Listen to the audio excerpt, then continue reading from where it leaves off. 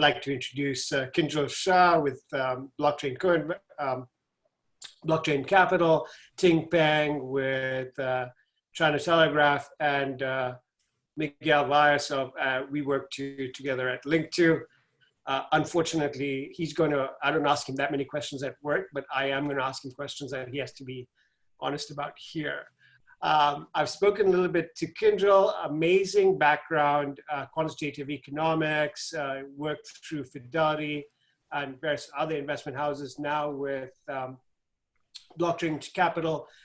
So your insights into this whole industry and background in business is something that we want to explore today, Kinjal. Ting, you've been writing and corresponding about this particular market, and especially the crypto environment with Bitcoin and what's going on. You're based in Milan. Thank you for waking up at this odd hour for you.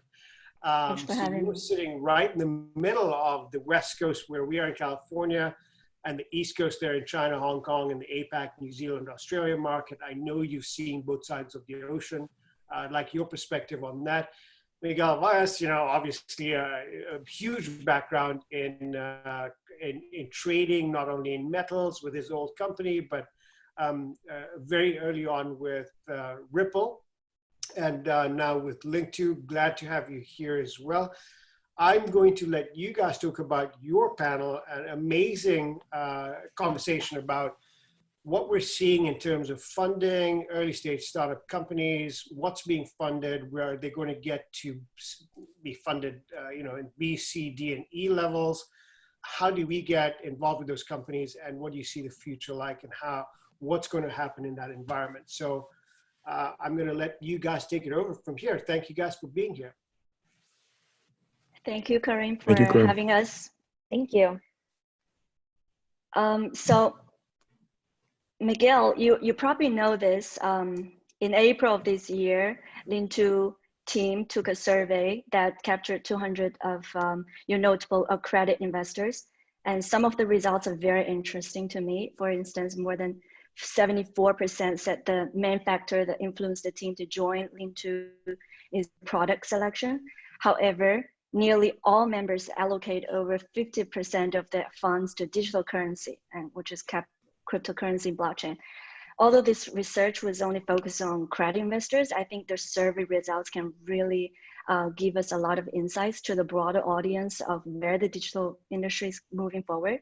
So we have both of you here to give us more details on the seed to growth and moving the digital forward space forward, the panel. Why don't you guys tell us what does the current funding environment look like in the crypto asset ecosystem first? Kinjal, I think that's a great one for you. Yeah, sure. I'm happy to start. So thanks again for having me.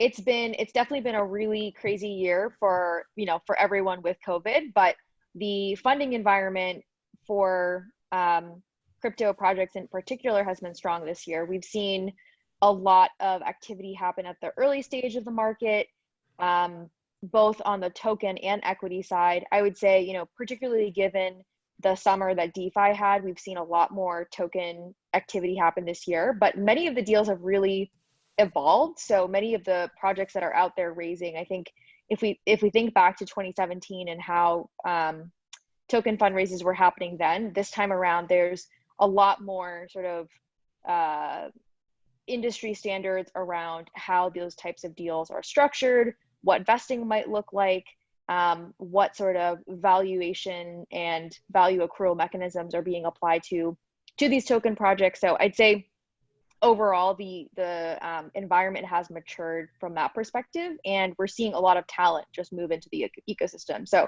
there's been so many different types of backgrounds coming into the crypto space, and we're really seeing that kind of mature, particularly this year. And then on the funding side, so on the allocator side, we have many early stage venture firms in blockchain more broadly, and that's kind of been a trend that we've seen over the past few years. But we're also seeing a lot of generalist firms lean in as well. So many of the larger firms who typically may not have been as involved have been leaning in, given the strong performance in the market. Yeah, I mean, I was just reading today actually about Bitso getting a $62 million investment from two kind of generalist funds. And, I think, timing was great given the panel today, but I think a good harbinger of things to come. I think especially when you see, the companies execute and grow, and you see this kind of seal of approval from the more generalist folks. I think it's a wonderful sign. I think we discussed this a little bit before. I mean, there are a few large names in the space, right? All of which I think are pretty popular on the Linqto platform. You got Coinbase, Ripple, Kraken. I think some of the higher probability, like go public companies.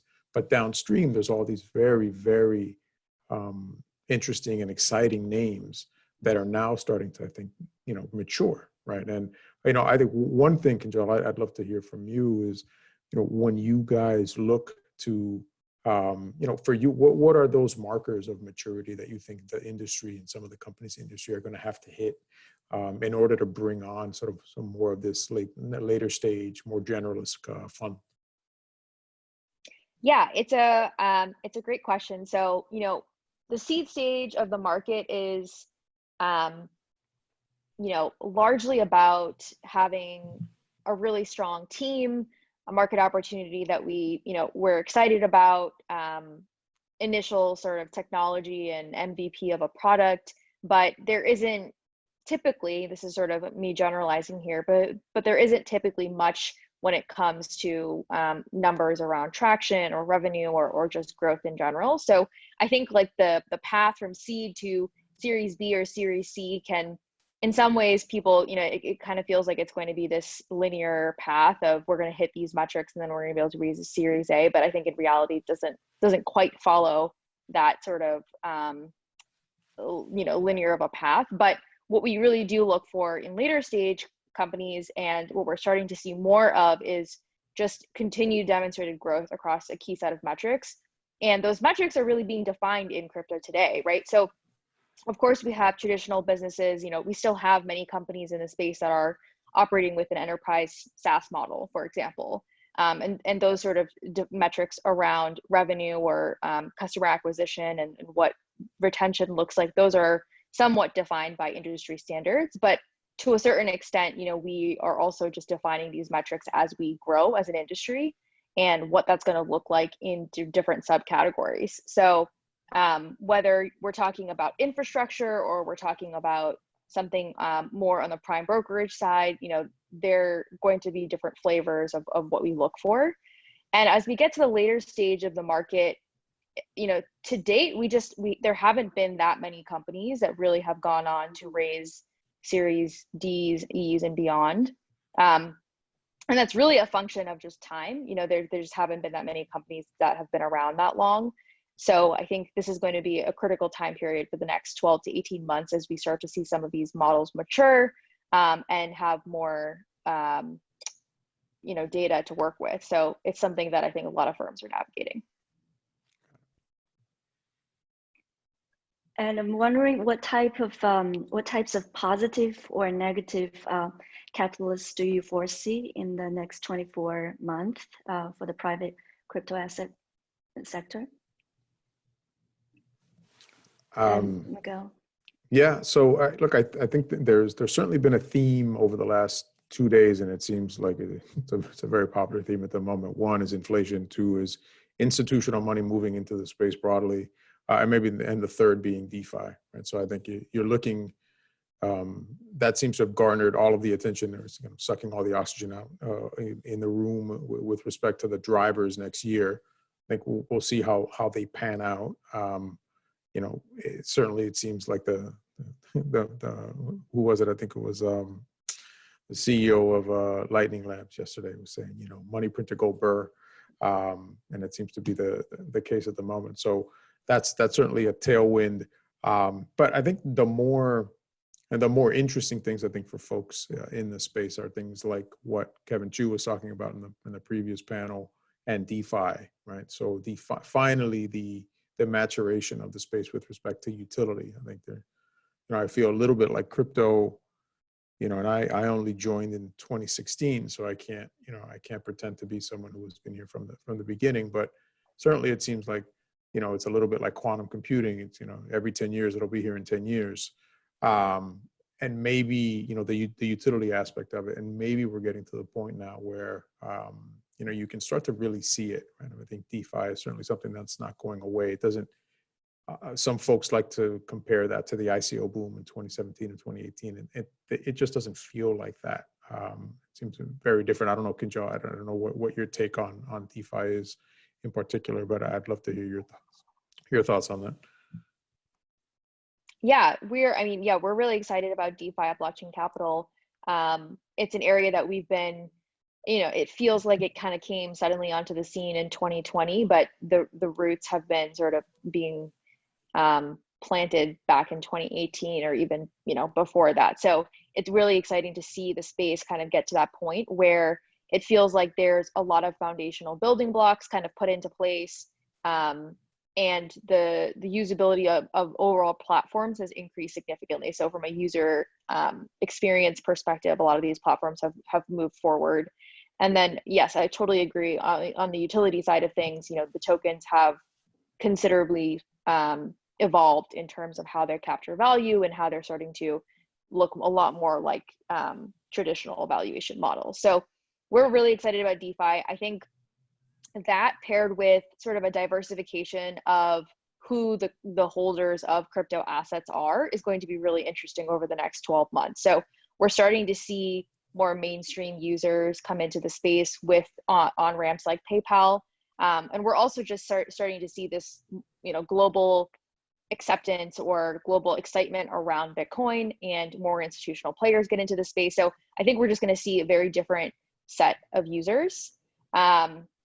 So that's something that I'm really excited about over the next 12 to 18 months. And then, you know, whether this is going to be positive or negative, I think there's a little bit to be determined, but I think regulation is going to be a really critical thing to watch over the next couple of years, or next year in particular. And we're starting to see that already towards the end of this year. But, you know, as the space attracts more attention and more adoption, it comes with a lot more regulatory scrutiny as well. Yeah, you bring up, sorry, Ting, I'm just going to riff on that a little bit because you bring up a great point. And I was reading just today about kind of France coming down on crypto. And I think it's interesting to see still some of the regulators globally struggle with the space and some of the aspects of the technology and what it allows folks to do. But I think it's important to recognize that it's really folks like PayPal and Square and users who will push this forward in a way that regulators can't. You know, in functioning democracies, you can't just willy-nilly ban things that people want. And I think what you're starting to see now is, well, people really want this, right? And if Kevin, as an example on the previous panel, is successful, 100 million more people are going to want to be able to do things in crypto. So I think the regulatory conversation, along with the utility conversation and the adoption conversation, all kind of meld together, obviously. And I do wonder, you know, I think for the sake of regulators, and I do hope that they don't shoot themselves in the foot by being too draconian and angering their bosses, which at the end of the day are voters. Yeah, we see a lot of, I was talking to a friend today and he jokingly was saying, well, governments can probably regulate Ethereum, but how can they regulate Bitcoin? And he was saying that Bitcoin it's impossible to regulate.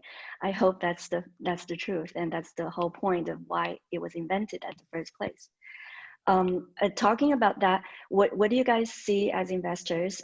What are the biggest opportunities for venture capitalists and also for individual investors in 2021? We're talking about people are putting gold and tech stocks and Bitcoin together as comparison. And what's your take on that? Kinjal. Yeah, so you know, I think on the investment side, from a venture perspective, DeFi has definitely been probably one of the sort of biggest areas of focus this year, and I think that's going to continue into next year. We're just seeing a lot of innovation happen there and a lot of excitement around just new products that are being built within that ecosystem. So I think DeFi is going to continue to be a trend. I think stable coins is another area of focus that, you know, it grew from, market cap grew from 5 billion to nearly 25 billion this year, and we still have more stable coins being launched imminently. And so I think that that growth is going to lead to a number of different opportunities around payments, trading, maybe remittances, a lot of different, you know, different applications there that we're already starting to see. So that's an area that I'm also really excited about.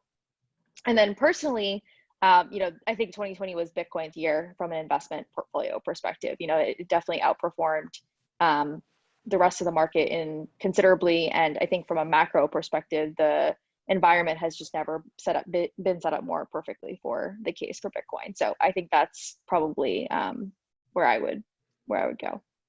Yeah, yeah. It's hard for me to pick something, you know, kind of where I think put it to you this way.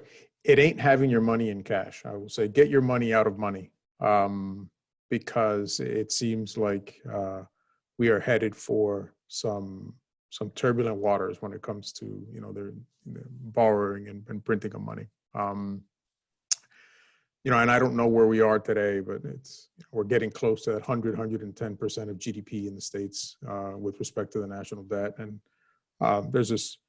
It's an old book now. It's called "This Time Is Different." Two economists, Rogoff and Reinhardt, and they talk about this idea that over time, countries have gotten themselves into trouble with debasing their currencies when they get to those debt levels. Who knows? Maybe the dollar can stave off you know, real calamity, because it is, you know, the world's reserve currency, which is a pretty good place to be in. But certainly, it doesn't seem like we're going to be deflationary anytime soon. I read Ray Dalio the other day was just like, basically, buy anything, just don't keep your dollars in dollars. Gotcha. And how do you think the globalization will play the role in the maturity of the crypto venture ecosystem? Or is there a globalization? Is the globalization continue, or are we seeing you know, more nationalized world? And how would that affect the crypto venture, you know, ecosystem? Yeah, it's a great question. I think 2020 was a real test for you know, how we kind of operate as a global system. And I think it plays a pretty large role in the venture ecosystem. And I think there's a sort of sector that is more globalized than the crypto ecosystem. Like, there's just so many founders all over the world that we're in contact with and talking to, and sort of no limitation on where you can be from. And that's what's so great, is that you can start a company anywhere in the world and have that be, you know, successful. So I'd say that's going to continue to play a role. If we do see some bifurcation, I think it really does come down to regulatory status, and that's something that we've already seen happen. Whether we're talking about India or certain parts of Asia, there's definitely, you start to need to come up to speed with what's available locally, what can you do locally, and then how does that impact the market and the ability for some solution to take off. So I think that's a consideration when we're thinking about investing in different companies or different, you know, projects that are based anywhere around the world. But from an investment perspective, you know, I think we're always talking to founders from everywhere, and that's one of the best parts of the crypto space. And when you, sorry, go ahead. When you talk about investment for blockchain capital, are you talking about, when you talk to projects, are you talking to them investing their equity, or you're more focusing on their tokens, or is it both? It's both. Yeah, we've invested in both around the world. I will say that it becomes a little bit different conversation when we're talking about tokens, just because it comes with its own set of it has a different liquidity profile. It has a different set of sort of standards around it, but we definitely do both around the world. Okay, Miguel, you were gonna comment on? Oh yeah, I was just gonna say, when you talk about globalization, and sort of Kinjal again mentioned these regulatory silos, but you mentioned the the inability to regulate Bitcoin and maybe crypto writ large. And that's true broadly if the endpoints end up being in crypto, right? So if I move money from one country, if I move crypto from one country to another, as long as I don't have to get in or out of fiat, then I can really kind of stay out of bounds of regulation to a certain degree. But anytime you start to, jump in or jump out of a local currency, then all of a sudden, the on-ramp and the off-ramps, that's where the regulators have been, have kind of latched on to try to, control the system a little bit. So I would hope at some point, I hope we get some regulatory coordination so that, entrepreneurs in different countries aren't always guessing around sort of, whether or not they're following the right rules. I mean, I can tell you from my experience at Ripple, it was brutally difficult to stay abreast of everything that was happening everywhere we were trying to function, because inevitably, you'd wake up one day and India would have banned crypto, and you're just like, okay, so I guess we're not doing that deal with that company in India, since you were basically a crypto company. So I think not to harp on regulations too much, but yeah, I think we need some over time. We need some standardization so that the industry can continue to grow globally. Mm-hmm. Well, we've seen central banks globally are printing more and more money amid the pandemic. And how would that influence the crypto asset market next year? Would more venture capitals and more institutional accredited investors or even individuals come into the space? Yeah, it's a good question. I think, I think what Miguel was saying was completely spot on. Like, don't have your cash in cash. So I think we are going to see more folks come into the space from an individual investor perspective. I think the money printing has been a little bit alarming, and just, people are more and more convinced of the idea that they're going to need to allocate to other types of assets, and Bitcoin is a part of that conversation. So I think that's a trend that we're not going to see go anywhere. From a venture perspective, I think it's more a bigger conversation about getting sort of macro sentiment and institutional adoption to come into the space. I think that's going to be a positive catalyst for more generalist firms to start allocating to the sector, for more institutional asset allocators to allocate to funds themselves. So I think that's going to be have a big ripple effect, because it'll allow for more capital for funding. Yeah. So I have last question for Kinjal. If an individual has a choice, they can invest in the equity of a company that relates to Bitcoin service business, or leave it in Bitcoin itself. Which one would be a better choice to go? It's a good question. I would be remiss to say that, I think it's a combination of both, right? I think that there's a lot of value to be had in the businesses that are built around Bitcoin or Ethereum or any of these crypto assets. And that's what we are primarily focusing on, right? So I think that there's just so much value to be had in moving the space forward from that perspective. But at the same time, you kind of also want to have a little bit of skin in the game as well. So you need to have a little bit of both. Okay, gotcha. Miguel? So I'm here now. You know what that means, right? Yeah. Okay.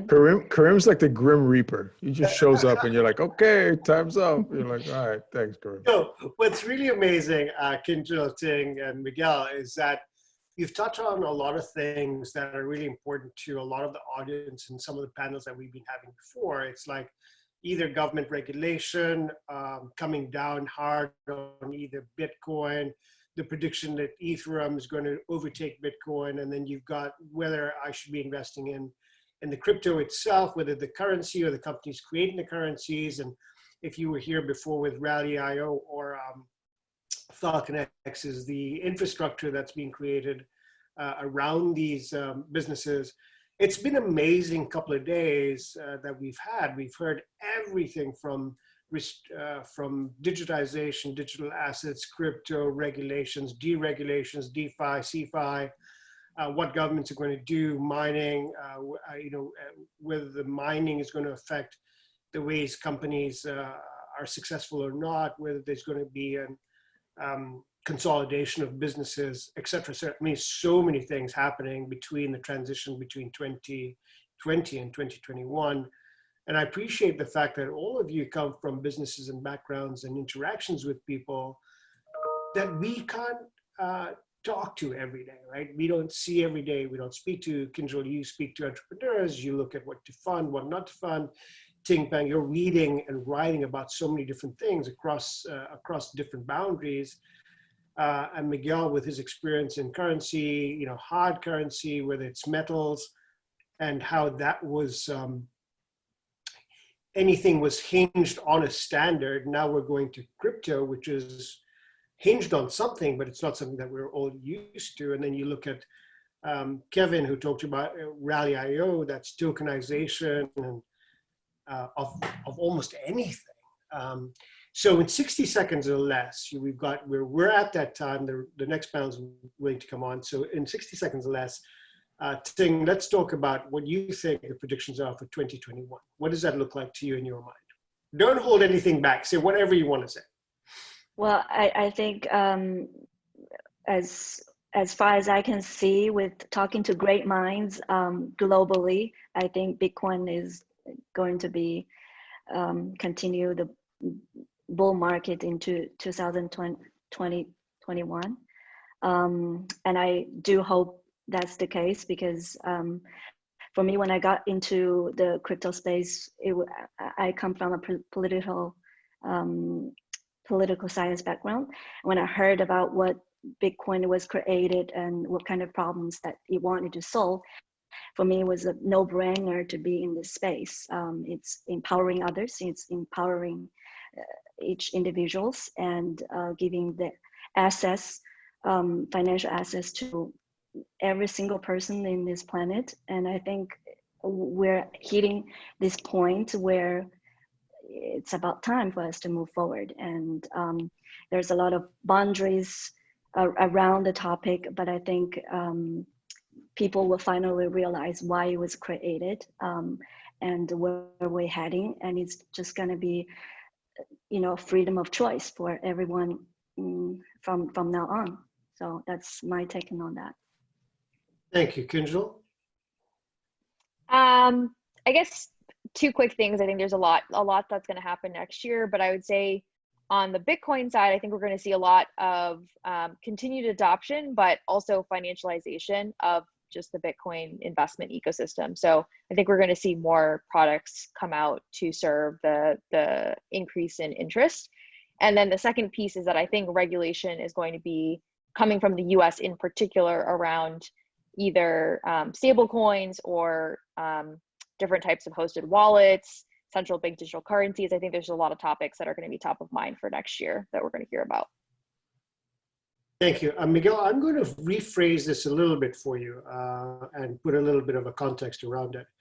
So one of our questions that has been raised up in the Q&A questions is government, sovereign, regulations, and political environments, right? So you come from the background of trading, understanding that if you have gold, you have power, right? If you have salt, you have power.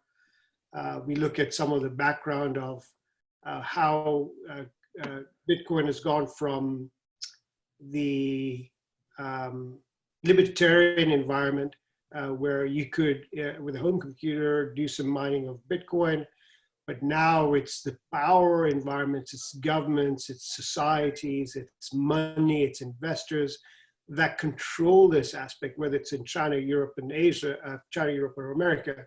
And if you look at those three environments, China or Asia, Europe, and America, and how Bitcoin is mined and creating this global currency, is this a problem? Is this something to worry about in 2021?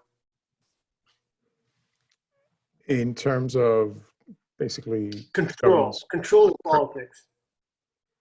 I mean, look, I think it's something you always have to pay attention to, clearly, given, you know, governments have armies and jails and guns, and, you know, they use them at certain times to do certain things, whether or not we agree with, you know, what they're doing. You know, I think it's interesting. I don't think, as long as cryptocurrencies writ large, you know, Bitcoin, Ethereum, Ripple, I mean, XRP, whichever, as long as they don't necessarily threaten country sovereignty. And what I mean by that is, you know, the ability to collect taxes in their home currencies, as well as issue debt in their home currencies. As long as that's never an issue, then, you know, it's likely that the adoption and the excitement around crypto will drive regulators and governments to do what the people want. I think at any point, if you cross that boundary where cryptocurrencies are starting to infringe on sovereignty, then you could incur the wrath of countries. And I think you saw some of that in China, where for a long time, for, you know, 18, 24 months, people were using Bitcoin to get cash out of China. And the government said, nope, we're not letting you do that. That's a wrap. So, you know, I think, yeah, I think we always want to keep an eye on what regulators are doing and what governments are doing. But as long as we don't cross that threshold, I don't think it's an issue.